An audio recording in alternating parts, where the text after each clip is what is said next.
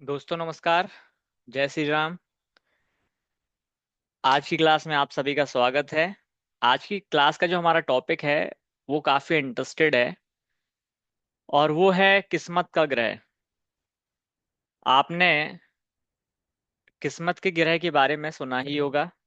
लाल किताब में इस कॉन्सेप्ट को पढ़ाया जाता है, बताया जाता है और सभी लोग इसको इस तरीके से बताते हैं कि किस्मत का ग्रह वो ग्रह होता है जिसको यूटिलाइज करने से, जिसका रेमेडी करने से हम अपनी किस्मत के बंद द्वार को खोल सकते हैं या अपनी किस्मत में चार चांद भी लगा सकते हैं। लोगों की किस्मत बंद होती है, उनका अच्छा समय नहीं चल रहा होता है, उनके जीवन में हमेशा डाउन पीरियड उसको देखने को मिलता है। तो कहीं ना कहीं किस्मत का ये जो ग्रह हमारे कुंडली का होता है, ये या तो कमजोर होता है, पीड़ित होता है, डेबलेटेड होता है, सोया हुआ होता है। ऐसे जो लाल किताब के टर्म्स होते हैं वो हमें देखने को मिलते हैं। तो लाल किताब का ये जो कॉन्सेप्ट है किस्मत का ग्रह, ये अलग तरीके से और अलग नजरिए से भी यूज में आता है, जिसको हम कैसे यूज कर सकते हैं आज की इस क्लास में हम डिस्कस करने वाले हैं। सबसे पहले बात करते हैं कि किस्मत का ग्रह कैसे कैलकुलेट किया जाता है।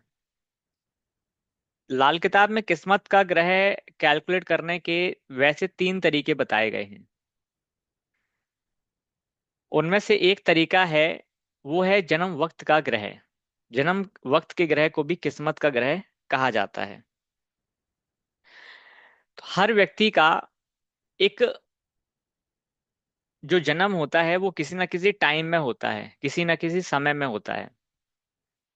अब जिस व्यक्ति का जिस भी समय जन्म हुआ है और जिस भी स्थान में जन्म हुआ है, जिस भी प्लेस में जन्म हुआ है, उस प्लेस के सूर्योदय टाइम से वो किस्मत का ग्रह काउंट किया जाता है। और हर प्लेस का जो सूर्योदय टाइम होता है, सनराइज टाइम होता है, वो अलग अलग होता है। इसीलिए जो जन्म वक्त का ग्रह होगा वो हर व्यक्ति के लिए अलग अलग हो सकता है। ये कोई एक प्री डिफाइंड फॉर्मूला नहीं है कि हर व्यक्ति के लिए यही यही टाइमिंग पीरियड में यदि वो व्यक्ति का जन्म हुआ है तो उसका ये जन्म वक्त का ग्रह होगा। ठंडी के टाइम में जन्म वक्त का ग्रह थोड़ा सा चेंजेस होता है, गर्मी के टाइम में थोड़ा जन्म वक्त का ग्रह अलग होता है। क्योंकि गर्मी के टाइम पर जो सूर्योदय होता है वो जल्दी हो जाता है, ठंडी के टाइम में वही लेट होता है। सूर्यास्त का जो समय होता है वही ठंडी के टाइम में जल्दी हो जाता है, गर्मी के टाइम में वही चीज थोड़ा लेट होती है। तो समझना हमको यही है कि इसको कैलकुलेट कैसे किया जाए। तो इसको कैलकुलेट करने का जो पहला तरीका है वो ये है कि सबसे पहले आप अपना जन्म का समय देखिए कि आपका जन्म का समय क्या है। दूसरा आप देखिए कि आपका जहां पर भी जन्म हुआ था, जिस भी लोकेशन में जन्म हुआ था, जिस भी प्लेस में जन्म हुआ था, उस समय, उस दिन जिस समय आपका जन्म हुआ, सनराइज का टाइम क्या था। सनराइज का टाइम क्या था। सनराइज से वन बाय वन इसको आप कैलकुलेट करोगे। तो जैसे सूर्योदय का टाइम से 2 घंटे तक का जो समय होता है वो गुरु वहां पर जन्म वक्त का ग्रह होता है। जुपिटर जो होता है वो हमारा जन्म वक्त का ग्रह होता है। फिर जुपिटर से लेकर 2 घंटे तक, नेक्स्ट 2 घंटे तक सूर्य हमारा जन्म वक्त का ग्रह होता है। फिर सूर्य से लेकर अगले 1 घंटे तक हमारा चंद्रमा जन्म वक्त का ग्रह होता है। फिर चंद्रमा से लेकर अगले 2 घंटे तक मंगल हमारा जन्म वक्त का ग्रह होता है। इसके बाद मंगल से अगले 2 घंटे तक हमारा शुक्र जन्म वक्त का ग्रह होता है। फिर मंगल से लेकर अगले 2 घंटे तक हमारा जन्म वक्त का ग्रह शुक्र होता है, वीनस। और शुक्र से लेकर सनसेट तक, सूर्य अस्त तक हमारा जन्म वक्त का ग्रह बुध होता है, मरकरी होता है। और सूर्य अस्त से लेकर तारे निकलने तक, तारे निकलने तक। अब यहां इस चीज को समझिएगा कि तारे निकलने की बात हो रही है, तो हम इस चीज को समझते हैं कि गांव में जो तारे होते हैं वो तो बहुत अच्छे से दिखाई देते हैं कि बहुत तारे निकल गए। लेकिन जो शहर होते हैं वहां पर पॉल्यूशन के कारण, फॉग के कारण हमें तारे दिखाई नहीं देते हैं। तो इसका मतलब अब हमें कैसे पता चलेगा कि तारे निकलने का समय क्या हो गया है? राइट। तो आप इस चीज को ऐसे काउंट करेंगे कि जिस भी लोकेशन में आप हैं, जिस भी लोकेशन में आप हैं, उस लोकेशन में सनसेट का टाइम क्या था, और सनसेट से अगले 2 घंटे तक का टाइम काउंट कर लीजिए। जो भी अगले 2 घंटे तक का टाइम होगा वही राहु का टाइम माना जाएगा, वही जन्म वक्त का ग्रह वहां पे कंसिडर किया जाएगा। वहां पर हम राहु को ही कंसिडर करेंगे, क्योंकि सूर्य अस्त से लेकर अगले 2 घंटे तक तारे होते ही होते हैं। किसी कारणवश वहां पर शायद तारे ना दिखाई दें, वो एक अलग बात है, लेकिन 2 घंटे के अंदर अंदर तारे निकल आते हैं। तो सूर्य अस्त से लेकर, सनसेट से लेकर अगले 2 घंटे तक काउंट करिए। वहां पर जिस व्यक्ति का जन्म हुआ होगा वो राहु के कंडीशन में आएगा। और फिर तारे निकलने के बाद, मतलब वो 2 घंटे के बाद जो पूरी रात होती है, जो पूरी रात होती है, वहां पर जो जन्म वक्त ग्रह होता है वो सैटर्न होता है। वहां पर जो भी जन्म वक्त ग्रह होता है वो सैटर्न होता है। और सूर्य उदय से पहले, सूर्य उदय से पहले 2 घंटे तक का जो समय होता है वो केतु का होता है। तो जिसका भी जन्म मान लीजिए सुबह के टाइम में हुआ है, तो उसके लिए, और सूर्योदय यदि उस समय नहीं हुआ है, तो उसका जन्म केतु की होरा का माना जाएगा, अर्थात केतु की जन्म का टाइम माना जाएगा। तो अब यदि किसी का जन्म मान लीजिए 5:30 बजे हुआ है, और उसकी लोकेशन में सूर्य उदय, सनराइज 6:30 या 7 बजे हुआ है, ठंडी के टाइम की बात कर रहे हैं, तो उसके लिए भी केतु जो है वो जन्म वक्त का ग्रह माना जाएगा। तो यहाँ पे थोड़ा सा ये कुछ नियम है जिसका ध्यान रखना है। केवल इसको इतनी आसानी से स्वीकार नहीं कर लेना है कि बिना कैलकुलेट किए आप उसको कंसिडर कर लेंगे कि यही हमारा जन्म वक्त का ग्रह होगा। आई होप कि आपको कैलकुलेट करना समझ में आ गया होगा। इसको एक एग्जाम्पल से समझते हैं तो आपको ज्यादा क्लियर होगा। देखिए,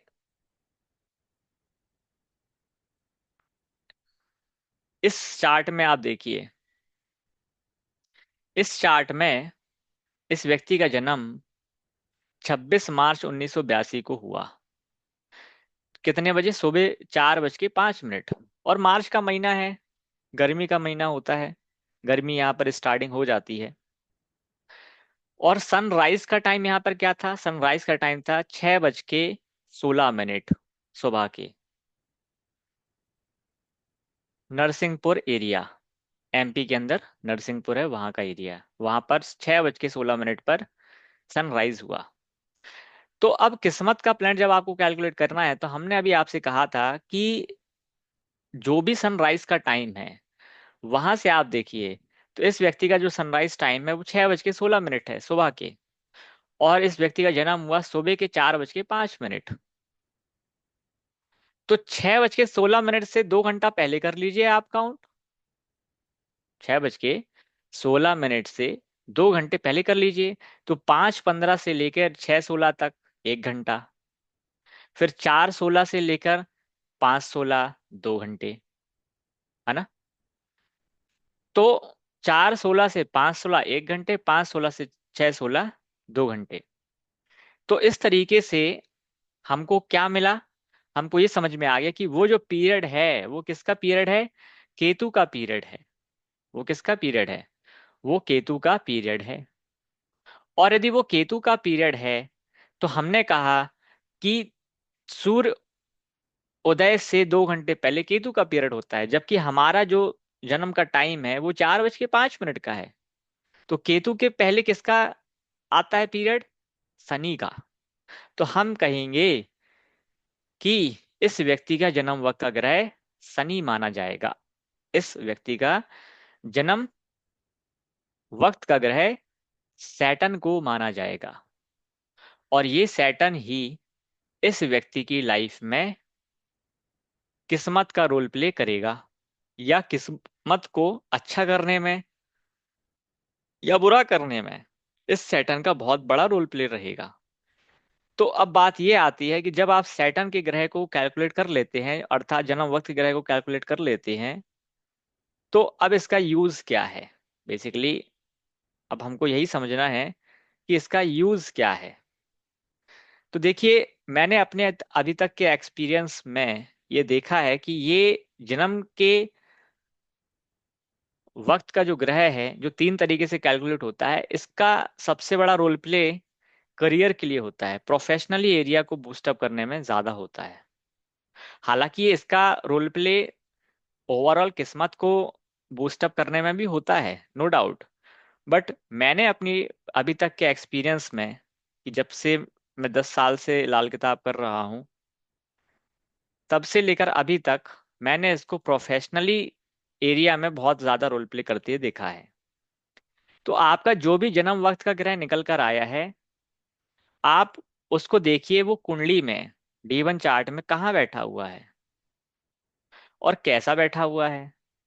यदि वो D1 चार्ट में अच्छा बैठा हुआ है, मित्रों के साथ बैठा हुआ है, बिना डेबिलिटेशन के बैठा हुआ है, बिना सोया हुआ बैठा हुआ है, तो वो किस्मत का ग्रह ऑटोमेटिकली अच्छा माना जाएगा। अब आप यहाँ पे कहेंगे कि मैं यहाँ पर नीच के ग्रह की कंडीशन भी ले रहा हूँ। तो देखिए, मेरे कहने का मतलब है कि जो भी किस्मत का ग्रह निकल कर आया है, वो आप किसी भी तरीके से ये देखिए कि वो पीड़ित नहीं होना चाहिए। यदि वो पीड़ित है, तो आपको उसका समाधान लाल किताब के माध्यम से करना पड़ेगा, और तभी आपकी किस्मत में 4 चांद लगेंगे, तभी आपकी लाइफ का ग्रोथ ऊपर की तरफ जाएगा। अदरवाइज आपकी किस्मत का ग्राफ नीचे की तरफ जाएगा। अच्छा, इसमें एक चीज और देखा जाता है कि जो भी किस्मत का ग्रह निकला कैलकुलेट होकर निकलता है, उससे संबंधित व्यक्ति की आदतें होती हैं। कि जैसे शनि है, तो शनि का लाल किताब में एक उम्र बताई गई है कि व्यक्ति की जो 36 साल की बाद ही व्यक्ति का किस्मत जागता है। और शनि थोड़ा सा लेट उम्र को भी बताता है। शनि डिले है, तो व्यक्ति की जो किस्मत होती है लेट उम्र जागेगी, देर से जागेगी, किस्मत को जागने में टाइम लगेगा। इस तरीके से हम इसको डिफाइन करते हैं। तो हर व्यक्ति का किस्मत का ग्रह अलग अलग होगा। उस हिसाब से उस व्यक्ति की किस्मत अलग अलग तरीके से जागती है, उसका एक्टिवेशन टाइम अलग से आता है, जहां पर उस व्यक्ति के जीवन में अलग ही एक रूपांतरण आ जाता है, एक अलग ही ग्राफ चेंज पीरियड आ जाता है। दूसरा, जहां पे भी आपका किस्मत का ग्रह बैठेगा, उस हाउस से संबंधित प्रोफेशन करना, उस हाउस से संबंधित प्रोफेशन एरिया को चूज करना, ये आपके लिए बहुत ही इंपॉर्टेंट साबित होता है। तो किस्मत के ग्रह से, जन्म वक्त के ग्रह से, आप अपना प्रोफेशन भी डिसाइड कर सकते हैं। जैसे इस कुंडली में शनि 9वें घर में बैठा है, तो व्यक्ति यदि 9वें घर से संबंधित काम करे, तो व्यक्ति अपनी लाइफ में जरूर राइज करेगा। तो जिस व्यक्ति का हमने चार्ट लिया है, ये ऑलरेडी कंसल्टेंट है, ये ऑलरेडी ज्योतिष, हस्तरेखा, पंडित के कार्य में इन्वॉल्वमेंट रखता है, और जिसके माध्यम से इसका घर अच्छा चल रहा है। अब डिपेंड करता है कि कितना अच्छा चलेगा और कितना अच्छा नहीं चलेगा। तो ये डिपेंड करता है कि आपका जो जन्म वक्त का ग्रह है, जो किस्मत का ग्रह निकल कर आया है, ये अच्छे ग्रहों के साथ है कि खराब ग्रहों के साथ है। जो लाल किताब की डेफिनेशन के हिसाब से हम डिफाइन करते हैं कि वो ग्रह उस हाउस में कैसा रिजल्ट देता है। यदि वो अच्छा रिजल्ट देता है, तो अच्छा, उसी प्रोफेशन में आप अच्छा कर जाओगे।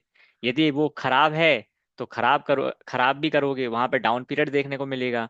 तो फिर हमें उसका क्या करना पड़ेगा, समाधान करना पड़ेगा, लाल किताब की रेमेडीज को फॉलो करना पड़ेगा। तो इस तरह से हम जन्म वक्त का ग्रह कैलकुलेट करते हैं। और जन्म वक्त ग्रह को कैलकुलेट करने के बाद आप ये बता सकते हैं कि हर ग्रह का जो एक उम्र बताई गई है लाल किताब में, वो प्लेनेट वहां तो जागता ही है, वहां पर उस व्यक्ति के जीवन में एक अपसाइड एरिया ग्राफ देखने को मिलता ही है। जरूरत है उसके उपाय करने की, उसको ढालने की, और उसके एट्रीब्यूट को अपनाने की। जैसे सैटर्न है, तो यदि ये व्यक्ति मकान बना ले, मकान से जुड़ा हुआ काम करे, देरी से मतलब हर चीजों में अपना टाइम टू टाइम चीजों को फिक्स करे, हार्डवर्क ज्यादा करे, जो भी शनि के एट्रीब्यूट होते हैं, तो वहां पर उसके जीवन में चार चांद लगेंगे ही लगेंगे। इस तरह से ये किस्मत का ग्रह आपके प्रोफेशन एरिया को भी बताता है। दूसरा, आपके लाइफ के पैटर्न को बताता है कि कब कब आपकी किस्मत जागेगी। और जन्म वक्त का ग्रह काफी सटीकता के साथ ये जानकारी हमें देता है। तो आई होप कि आपको ये कॉन्सेप्ट समझ में आ गया होगा। एक दो एग्जांपल से हम और समझते हैं, जिससे आपके डाउट्स और भी ज्यादा क्लियर हो जाएं। एक चार्ट और हम लेते हैं, जहां पर आप इस चीज को समझिएगा कि ये तो नॉर्मल सा केस था, तो आपको इजीली समझ में आ गया। कुछ हमारे पास डिफिकल्टी केसेस भी होते हैं, जहां पर समझना थोड़ा मुश्किल हो जाता है कि हमें क्या उसमें बताना है। तो अब आप देखिए कि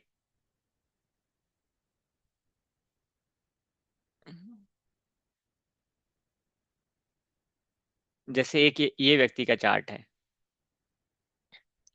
अब इस व्यक्ति के चार्ट में आप ये देखिए कि क्या इस व्यक्ति का जन्म वक्त ग्रह कौन सा है।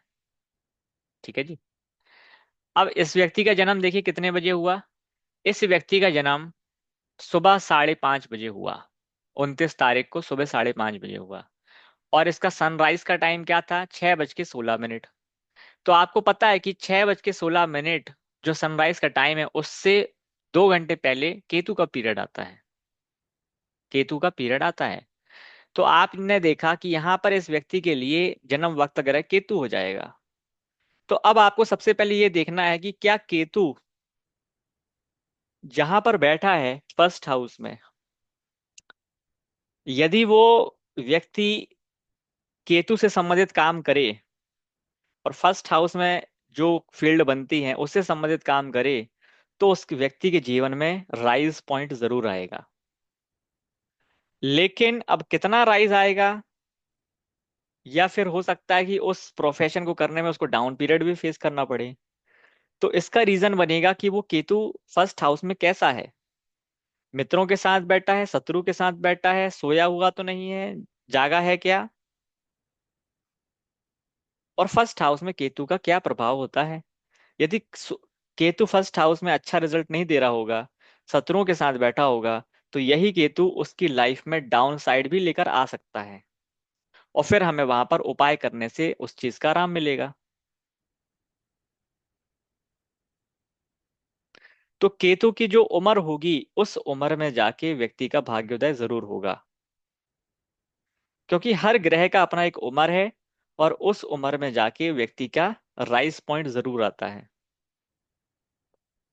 वो बात एक अलग है कि उससे पहले वो डाउनफॉल भी दिखा सकता है, यदि वो ग्रह वहां पर पीड़ित हुआ तो केतु यहाँ पर जैसे फर्स्ट हाउस में बैठा है, तो फर्स्ट हाउस में क्या केतु अच्छा होता है बुरा होता है, ये आपको लाल किताब के बेसिक्स कोर्स में या एडवांस कोर्स में जानने को मिलेगा। दूसरा, उसके मित्र कौन है, शत्रु कौन है, और लाल किताब के हिसाब से केतु फर्स्ट हाउस में किन चीजों को बताता है, ये आपको हमारे बेसिक टू एडवांस कोर्स में जानने को मिलेगा। आई होप कि अभी आपको जन्म वक्त ग्रह कैलकुलेट करना आ गया होगा। और व्यक्ति यदि उससे संबंधित काम करे, तो बिल्कुल उसकी किस्मत का पॉइंट जागता है। ये हमने यहाँ पे जाना। एक चार्ट से और समझ लीजिए। इस चार्ट में देखिए कि इसका सनराइज का टाइम है 6:21, और इसका जो वर्थ टाइम है वो है 11:25। तो 6:21 से अगले 2 घंटे आप जब कैलकुलेट करेंगे तो 7:21, 8:21, 2 घंटे हो गए, जुपिटर की हो रहा खत्म। जुपिटर के बाद किसका आता है? सूर्य का आता है। तो 6:21 से 6:21 से आपने कैलकुलेट किया 7:21 तक, 7:21 से 8:21 तक आपका जुपिटर का हो रहा रहा। फिर जुपिटर के बाद आता है सूर्य का हो रहा 2 घंटे तक। तो 8:21 से 9:21, और 9:21 से 10:21, ये हो गए आपके 2 घंटे। तो वहां पर सूर्य का रहा, और हमारा टाइम है 11 बजे का। मतलब सूर्य के बाद जो 1 घंटे का टाइम आ रहा है वो चंद्रमा का आ रहा है। तो इस व्यक्ति का जन्म वक्त अगर क्या हो गया? चंद्रमा हो गया। इस व्यक्ति का जन्म वक्त का ग्रह क्या हो गया? चंद्रमा हो गया। तो जब चंद्रमा हो गया तो फिर आप इस तरीके से उसको कहेंगे कि भाई चंद्रमा यदि हो गया, चंद्रमा यदि हो गया, तो चंद्रमा के बाद अब टाइम तो हमारा 11:25 का है। 11:25 का है, तो चंद्रमा के बाद कौन आ रहा है? मंगल आ रहा है। तो फिर आपको देखना पड़ेगा कि हमको मंगल को देखना पड़ेगा। अगले 2 घंटे मंगल की हो रहा रहती है। तो मंगल हमारा जन्म वक्त ग्रह हो जाएगा। जब मंगल हमारा जन्म वक्त ग्रह हो जाएगा तो हमें मंगल के एट्रीब्यूट को यहाँ पर यूज करना है। मंगल की तरह हमें अपनी प्रोफेशनल लाइफ को डेवलप करना है, उसके सिग्निफिकेटर को अपनी लाइफ में धारण करना है। हमें उसका उपाय करना है। यदि वो कुंडली में पीड़ित है, मंदे घरों में है, मंदे प्लेनेट के साथ है, डेबिलिटेड है, किसी भी तरीके से पीड़ित है, तो हमें उसका उपाय करना ही करना है। तभी हमें हमारी लाइफ में मंगल की एज आते आते तक हमारी लाइफ में प्रोफेशनली एरिया में या किसी भी टाइप से हमारी किस्मत का ग्राफ ऊपर जाता ही जाता है। लेकिन यदि वो पीड़ित हुआ तो फिर हमारी किस्मत का राइज ना होके डाउनफॉल भी देखने को हमें मिलता है। तो आई होप कि आपको ये कॉन्सेप्ट समझ में अब आ गया होगा। इस तरह से आपको अपना जन्म वक्त कैलकुलेट कीजिए, और देखिए कि आपका जन्म वक्त ग्रह क्या निकल कर आया है, और उस जन्म वक्त ग्रह की क्या एज थी, और जो भी एज रही होगी उस एज के हिसाब से आप उसको ध्यान कीजिए कि यदि वो प्लेनेट जन्म वक्त ग्रह यदि आपकी कुंडली में अच्छा है तो उस एज में आपको आपके एरिया में ओवरऑल प्रोफेशनल लाइफ में या ओवरऑल लाइफ में राइज देखने को जरूर मिला होगा। और यदि नहीं मिला है, इसका मतलब है कि हो सकता है कि वहां पर वो जन्म वक्त ग्रह पीड़ित रहा हो। इसको लगाकर बताइए, कमेंट सेक्शन में पूछिए, तो आपको ये चीजें ज्यादा क्लियर होंगी। आज के लिए इतना ही, मिलेंगे किसी नए वीडियो में नए कॉन्सेप्ट के साथ। जय श्री राम।